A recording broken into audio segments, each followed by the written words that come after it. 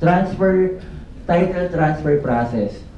Yan. So, before ko i-discuss paano yung process nung sa pag-title, another tip, base dun sa mga experience ko rin as a broker. Ito rin, kahapon na yung friend namin ni DJ, bumili ng property. Ito sabi niya, sa asawa niya to eh. Yung pag OFW, binibentahan ng tita ng property. Itong property ko, binibenta ko na. Diba? 500,000 lang daw. Sabi nung friend namin, nabayaran niya yung 500,000. Ikaw, anong next step? Bayad na, sabi niya.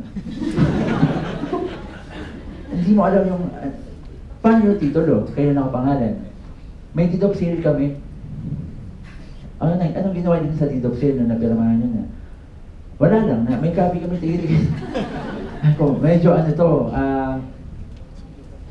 mangyayari kasi doon, let's say, classic example, ganito. May nabasa akong ganitong article eh. Si Juan, may property, di ba? Tsaka si Pedro, Juan at Pedro. Si Juan may property, binili ni Pedro.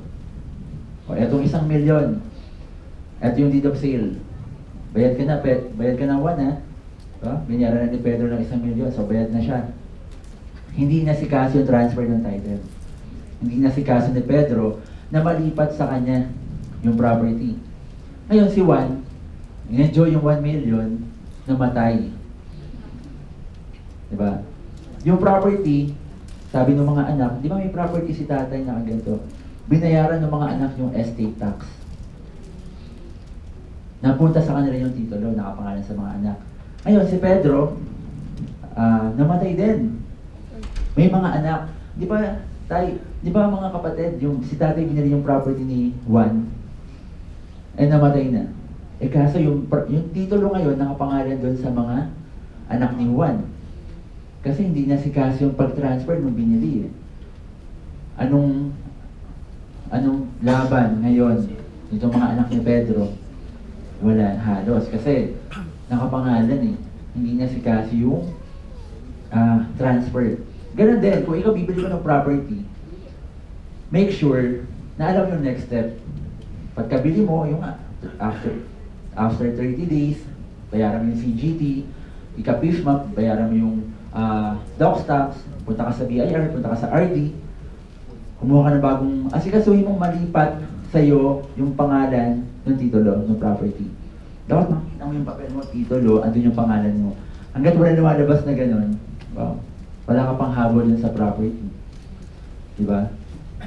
Dapat pinabayaan. Another case, bumili yung isang OFW dun sa hindi kilalang developer. Deferred, 2 years to pay, babayaran yung property. Nung mababayaran na niya, si developer nagsara.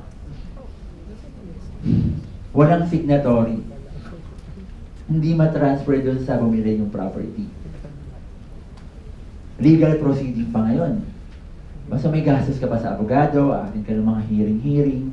So make sure alam mo yung bibilhan mo ng property, kilala mo, di ba? Hindi yung parang fly-by-night, alam mo may opisina, kilala mo yung sino yung mga may-ari, di ba? Kasi pag nawala na dissolve yung corporation nila, walang pipirma in behalf ng corporation. Kasi naghiwa-hiwalay na yung mga may-ari. Ikaw, bayad ka na, di ba? Di mo alam saan ka pupunta ngayon. So, bumili lang dyan sa mga credible, di ba? Or, make sure na hindi pa agad mamamatay. Kasi ang nangyari naman, namatay agad. Yung pipirma dun sa deed of sale. Mahul pa dun sa estate tax, di ba? Huwag ka muna, Brad, papirma mo na agad para matapos agad lahat yung transaction mo. Okay?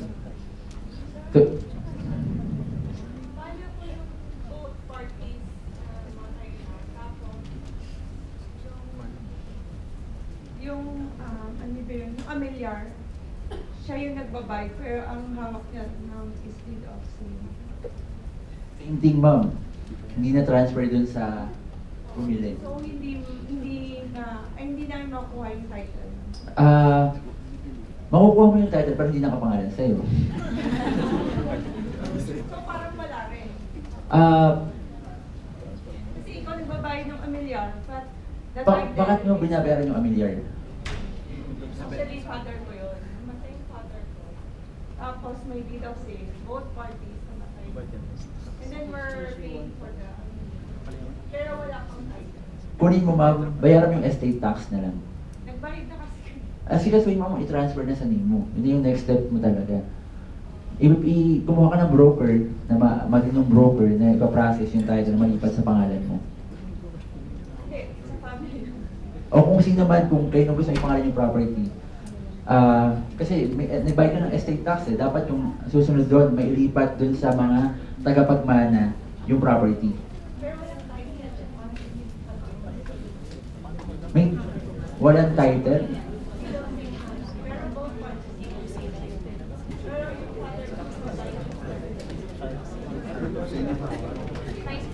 I'm sure ma'am meron title yun eh. Kahit kung may title yun, dun sa kung mother title man yun or kung ano man, may titulo yun sigurado. Asikasuhin na mailipat dun sa tagapagmana o yung heirs talaga nung original na owner.